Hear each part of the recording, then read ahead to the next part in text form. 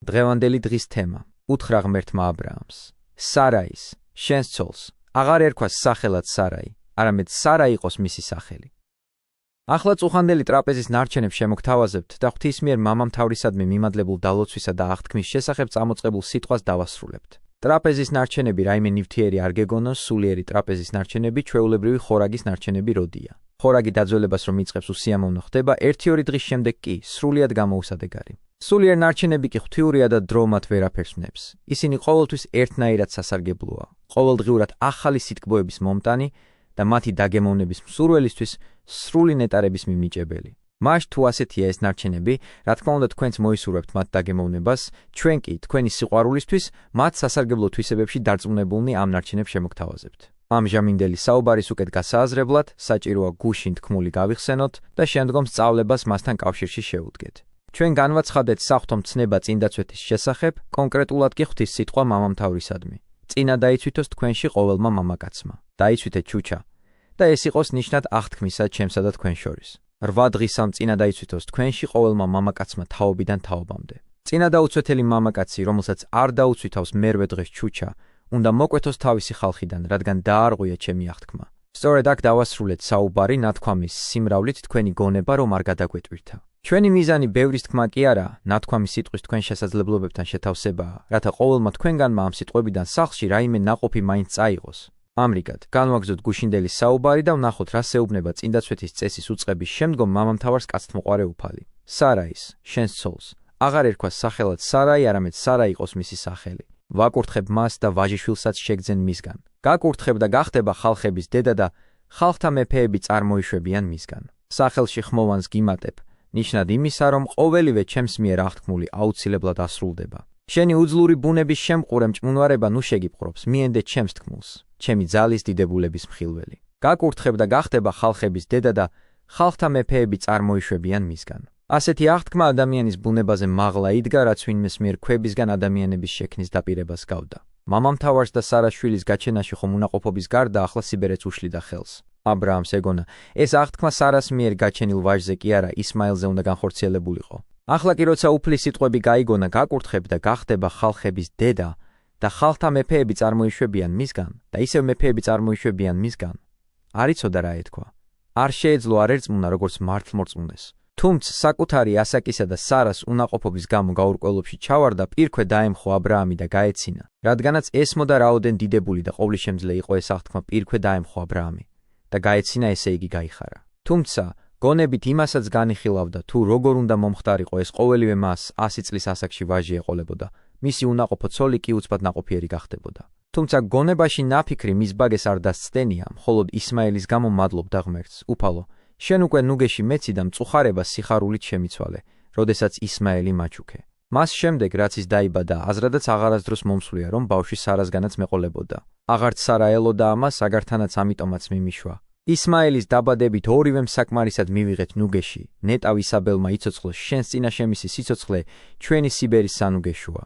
კაცთმოყარე უფალმა კი, რომელმაც კარგა ხნის მანძილზე საკმარისად გამოსცადა მამამთავრის და სარას სარწმუნოება, ახლა კი დაინახა, რომ ორივემ სრულიად დაკარგა იმედი ერთმა სიბერის, მეორემ კი სიბერესთან ერთად უნაყოფობის გამოც მიუგო. ახლა ჩემს მიერ აღთქმული შეუძლებლად გეჩვენებათ, მე კი ვაყოვნებდი, რათა მეჩვენებინა, რომ ჩემს მიერ ბოძებული ძღვენი ადამიანის ბუნებაზე მაღლა დგას. რათა თქვენც და დანარჩენებმაც შეიცნოთ, რომ მე ვარ მეუფე ბუნებისა, რომელიც ჩემს ბრძანებებს ემორჩილება და ჩემი ნებისაებრი მართება. თუ ის არარსებულიდან შევქმენი, მით უფრო არსებულის და დაზიანებულის გამოსწორება არ ძალმიც. მისმინე, გაძლიერდი, მოიშორე ეჭვები და ჩემს სიტყვებს რწმენით მიენდე. სარა, რომელიც გონია, რომ უნაყოფობის და სიბერის გამო ვეღარ შობს, ძეს გაგიჩენს. შენ კი ოდნავადაც რომ არ დაეჭვდე, წინასწარ გეტყვი მომავალი ვაჟის სახელს, მას ისააკს დაარქმევ. აღუდგენ მას ჩემს აღთქმას, სამარადისო აღთქმად მისი შთამომავლობისთვის. ეს სწორედ ისაა, ვინც დასაბამშივე აღგითქვი, ვიზეც ჩემი პირობა აღსრულდება. ამის შემდგომ კი მუდამ გულუხმა და ჩვენი ვედრების ჭარბად აღმასრულებელმა თავისი აღთქმით ისი აღაგზნო წმინდანი სული, რომ ბერიკაცი ლამის ყმაწვილად აქცია, თითქოს უკვე გარდაცვლილი თავისი სიტყვებით გამოაცოცხლა და დამატებით ესეც უთხრა, რასაც შეგპირდი იმასთან ერთად ისმაელის შესახებ თხოვნასაც აგისრულებ. შევისმინე შენი ლოცვა, ვაკურთხებ მასაც. ნაყოფი ერს გავხდი და დიდად გავამრავლებ. 12 ბელადს წარმოშობს და დიდ ხალხად ვაქცევ. ამრიგად, ამბობს უფალი შენს თესლს ნაყოფი ერს გავხდი და დიდად გავამრავლებო, მაგრამ აღთქმას ისაკს დაუდებ, რომელსაც სარა გიშობს გაისად ამ დღეისწორს. ნახე, საყვარელო, წმინდანი წარსულის საფასურად როგორ ჯილდოს იღებს და აღსრულდება სიტყვა ქრისტეს მიერ მოციქულთათვის ნათქვამი. ყოველმან, რომელმან დაუტევა სახლი გინა ძმანი, ანუ დანი, ანუ მამაი, ანუ აგარაკნი სახელისა ჩემისათვის, ასწილად მიიღოს და ცხოვრებაი საუკუნოი დაიმკვიდროს. მართლაც, დაუკვირდი, როგორ დაემორჩილა წმინდანი ღვთის ბრძანებას, დატოვა მამული. საკუთარს უცხო ქვეყანა ამჯობინა, უდიდესი მოთმინება გამოიჩინა და ნელ-ნელა სათნოების არაჩვეულებრივ სიმაღლეზე ავიდა. სამაგიეროდ კი ისეთი დალოცვა მიიღო, რომ მისი შთამომავლობა უთვალა ვარსკვლავთა დარად გამრავლდა. მან 100-ჯერ მეტი კი არა, 10,000-ჯერ მეტი მიიღო და თუ კი აქ გახდა ღირსი ამოდენა ჯილდოსი, როგორ შეიძლება აღიწეროს ის, რაც მისთვის უფლისმიერ იქ იყო გამზადებული? მაშ რაღაცა იმაზე მეტი პატივი, როცა ყველა წმინდანი იმ დროიდან მოყოლებული დღემდე იმაზე ლოცულობდა, რომ მის წიაღში მოხვედრილიყო. აი რაოდენ მნიშვნელოვანია მოთმინება, სათნოება, ღვთისმოსაობა და მადლიერება. თავის მსხვერპლად შეწირვისთვის, სასიამოვნოსა და უსიამოვნოს ერთნაირი მადლიერებით მიღებისთვის. საბოლოოდ წმინდანმა კაცთმოყვარე უფლის მიერ ყველაზე სასურველი, უმაღლესი ჯილდო დაიმსახურა. ნახე, როგორ გამოიცდებოდა მამამთავარი 24 წლის განმავლობაში 75 წლის ასაკში ხარანიდან გამოვიდა, ახლა კი უკვე 100 წელი უსრულდებოდა. ამის გამგონე, ვისწავლოთ მოთმინება, არასდროს გმართებს სისუსტე და დაღვრემილობა. ვიცოდეთ, რომ ჩვენი კეთილშობილი და მოწყალე მეუფე მცირედი საქმის სანაცვლოდაც დიდ ძღვენს მოგმადლებს. ძღვენად არა მხოლოდ მომავალ უკვდავებას განგვიმზადებს, არამედ ჩვენი უძლურებიდან გამომდინარე ამ ცხოვრებაშიც უამრავ საჩუქარს გვიძღვნის. აი, აბრაამმა მრავალი განსაცდელი დაითმინა, თუმცა ყოველ ჯერზე სირთულეს ნუგეში ცვლიდა. ჩვენს უძლურებაზე მზრუნველი უფალი ყოველთვის კი არ დაუშვებს, რომ წუხარება გადავიტანოთ, მათ ძალიან რომ არ დაგვაუძლურონ. პირიქით, გასამხნევებლად სასწრაფოდ დახმარების ხელს გვიწვდის. არც კეთილდღეობაში გვტოვებს ყოველთვის, უზრუნველყოფილები, რომ ბოროტებისკენ არ მივიდრიკოთ. ადამიანურ ბუნებას, ზედმეტად დიდი ბედნიერებით ნეტარებისას ღირსება ავიწყდება და საზღვრებში ვერ ეტევა. ამიტომ, როგორც მოყვარული მამა, ხალმობიერად გვექცევა, ხან კი გვსჯის, რომ ამ გზით სულის ხსნისკენ გვიბიძგოს. ისევე როგორც ექიმი მკურნალობისას ყოველთვის არ ტანჯავს ავადმყოფს მწირი საკვებით, თუმცა ხან არც უხვის სანოვაგით ტკბობის უფლებას აძლევს, რომ ნაყროვანება მანთება არ გამოიწვიოს და დაავადება უფრო არ გაამწვავოს. მეორე მხრივ კი, მუდმივად მწირმა საკვებმა უფრო მეტად არ დაასუსტოს. თელს თავის ხელოვნებას იყენებს და მკურნალობას ავადმყოფის მდგომარეობის და შესაძლებლობების მიხედვით წარმართავს. კაცმოყვარე უფალიც ასეა, როდესაც ხედავს, რომ კეთილდღეობა გვარგებს საშუალებას გვაძლევს დავტკბეთ მისით. ხან კი განსაცდელს გვიგზავნის, რომლის შემდგომაც პატიოსანი ადამიანები უფრო მაღალი ზნეობისანი ხდებიან და ზემოდან მეტ წყალობას იღებენ. ჩვენნაირი ცოდვილები კი, თუ მათზე მოვლენილ განსაცდელს მადლიერებით მიიღებენ, ცოდვის დიდი ტვირთი მოეხსნებათ და მრავალ რაიმეში შენდობას მიიღებენ. ამიტომ, გევედრებით, რადგანაც ვიცი ღვთივგანზრახული სიბრძნე ჩვენი სულების მკურნალისა, ნუ გამოვიძიებთ მის განგებას. თუ კი ჩვენს გონებას არ ძალუც გაგება, დაე, მოწიწებით ვიყოთ მისი განგების წინაშე, ჩვენი მეუფე, რომლის განზრახვასაც ადამიანის გონება ვერ შეიცნობს ყველაფრისთვის ვადიდოთ. არასდროს ვიცით ისე კარგად რა არის ჩვენთვის სასარგებლო, როგორც მან, ამიტომ ვერასდროს ვიზრუნებთ საკუთარ თავზე, როგორც ის ზრუნავს ჩვენს ხსნაზე. ქმნის და აღასრულებს იმას, რაც სათნოებისკენ გვიბიძგებს და ეშმაკის კლანჭებისგან გვიხსნის. როცა დაინახავს, რომ ბედნიერება სარგებელი არ მოაქვს ჩვენთვის, საუკეთესო ექიმის მსგავსად, რომელმაც შენიშნა, რომ ვინმე ძღომისგან სუქდება და ჯანმრთელობას აღორძინების გზით უბრუნებს, ასევე საოცარი ექიმი ჩვენი სულებისა, თუნდაც მცირე განსაცდელით გვაგრძნობინებს ზიანს, რომელსაც განუწყვეტლივი კეთილდღეობა მოგვიტანდა. ხოლო თუ დაინახა, რომ სულიერი ჯანმრთელობა საკმარისად აღდგა, მაშინ თვითონვე გვათავისუფლებს განსაცდელისგან, უხვად ავლენს ჩვენზე თავის განგებას. ამრიგად, თუ მართალი ადამიანი აღმოჩნდება განსაცდელში, სულით არ დაეცეს, არამედ მანუგეშებელი იმედით იარსებოს, რომ ამ განსაცდელის გზით მისთვის ჯილდო და გვირგვინი მზადდება. ხოლო თუ განსაცდელში ცოდვილი ჩავარდა, ისიც არ უნდა დაღონდეს, რადგან განსაცდელი, თუ მას მადლიერებით მივიღებთ, ყოველ დროს შეიძლება ცოდვებისგან განწმენდის საშუალება გახდეს. მადლიერმა მონამ უფალს მადლობა მხოლოდ udardeli ცხოვრებით ტკბობის ჟამს კი არ უნდა გადაუხადოს, არამედ სიმშვიდე არასასიამოვნო გარემოებების დროსაც გამოიჩინოს. ასე განდიდდა მამამთავარი აბრაამიც და მიიღო ძღვენი, რომელიც კაცობრიվ ბუნებაზე მაღლა დგას.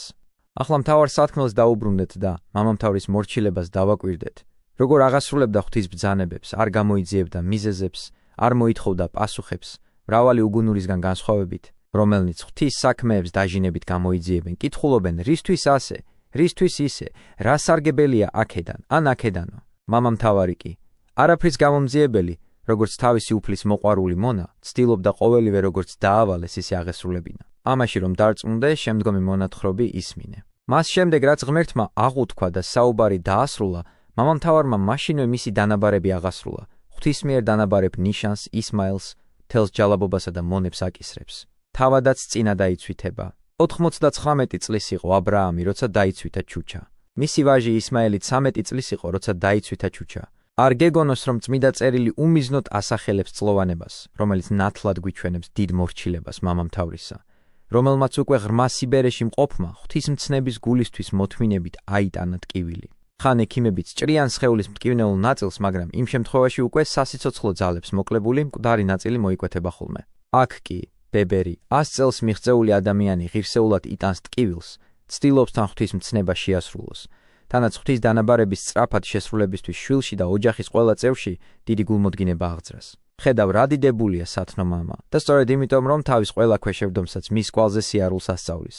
იმასვე გავიმეორებ, რასაც გუშინ ვამბობდი, რომ იმ დროდან მოყოლებული ღმერთმა მომავალშიც ბრძანა ბავშვების წინდაცვეთა, რათა შემდგომში მათ წინდაცვეთის ტკივილი არ ეგზნოთ. მაგრამ შეხედე საყვარელო აქაც ღვთისაუწონელი კაცთმოყვარება ჩანს ძველ აღთქმაში წინდაცვეთისგან მხოლოდ ავადმყოფობაა და სიძნელე. არანაირი სხვა სარგებელი გარდა იმისა, რომ ებრაელები სხვა ერის წარმომადგენლებისგან ამ ნიშნით განსხვავდებოდნენ.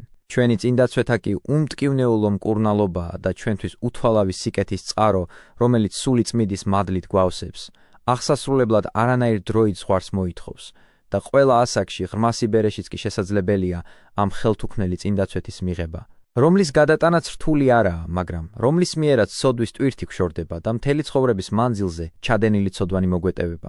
ასე, კაცთმოყვარე უფალმა, რომელმაც იცის ჩვენი უძლურება, იცის რომ მკურნალობა გვესაჭიროება, უსაზღრო კაცთმოყვარების გამო ნათლისღება მოგმადლა, რათა ძველი ადამიანი, ესე იგი ცუდი საქმენი გვერდზე გადავდოთ და ახლით შემოსილებმა სათნოების გზით ვიაროთ. მაგრამ გთხოვთ, ნუ ვიქნებით უმადურ და უგრძნობ იუდეველებზე უარესები, რომელნიც წინდაცვეთის ნიშნის მიღების შემდგომ წარმართებთან შერევას უფრთხოდნენ. არა და თავისი უღირსობით უმადურნი ხშირად თვით წარმართებსაც ამეტებდნენ. მაგრამ ჩვენ, ვისაც ერთხელ გვაქვს მიღებული წინდაცვეთა ნათლობისა, ყურადღებით ვიყოთ. განა არ გვქონდეს ურთიერთობა წარმართებთან, არამედ ჩვენ სათნოებებში მტკიცენი ვიყოთ. ისინი ღირსებისკენ წარმართოთ და ჩვენი კეთილი საქმეების მაგალითი ვუჩვენოთ. ამიტომაც უფალმა ყველას, კეთილებსაც და ბოროტებსაც, ღირსეულებსაც და უღირსებსაც მოგცა ერთად ცხოვრების საშუალება, რომ ბოროტებმა კეთილებისგან მიიღონ სარგებელი. უღირსად მცხოვრებნი კი ღირსეულად მცხოვრებს ბაძავდნენ. ყველაზე მეტად ხო უფალი სწორედ ამაზე ჩვენი სულის ხსნაზე ზრუნავს. გევედრებით, ნურც ჩვენი თავისადმი ვიქნებით დაუდევრები, ნურც მოყვასისადმი. ვიზრუნოთ საკუთარ თავზე, რათა ცხოვრება ისე მოვაწყოთ, როგორც ეს ღვთისათვის იქნება სათნო, მოყვასზე ვიზრუნოთ, ვასხივებდეთ სათნოებას, რომ მისი საშუალებით ყოველგვარი სიტყვის გარეშე ვასწავლოთ ჩვენ შემყურეთ. სათნოებით მცხოვრებნი თვითონაც ყოველთვის დიდ სარგებელს მივიღებთ და შეცდომილთაც დიდ სარგებლობას მოუტანთ. ხოლო თუ დაუდევრობას მივეცემით, პირიქით ჩვენს დავისჯებით და სხვებსაც მიზეს მივცემთ შეცდენისთვის. და თუ სათნოების აღსრულებით ღვთისგან ორმაგ ჯილდოს დავიმსახურებთ თავად სათნოებით ცხოვრებისთვის და მოყვასის სათნოებისკენ ბიძგის მიცემისთვის, ასევე ცოდვილ საქმეებში არა მხოლოდ საკუთარი ცოდვისთვის, არამედ სხვისი შეცდენისთვისაც მოგვეკითხება პასუხი. და ნუ მოხდება ეს რომელიმე აქ შეკრებილთაგანზე. პირიქით, ჩვენი ცხოვრება იმის სწავლებაზე მივმართოთ, ვინ შემოყურებს, რათა ქრისტეს სამჯავროს წინაშე ღირსეულად წარვდგეთ და ღირსნი გავხდეთ მომავალი, ულევი მადლისა, წყალობითა და კაცთმოყვარეობითა უფლისა, ჩვენისა იესო ქრისტესითა, რომელსა მამისა და სულისა წმიდისა თანა შვენის დიდება, პატივი და თაყვანისცემა, აწ და მარადის და უკუნითი უკუნისამდე ამინ.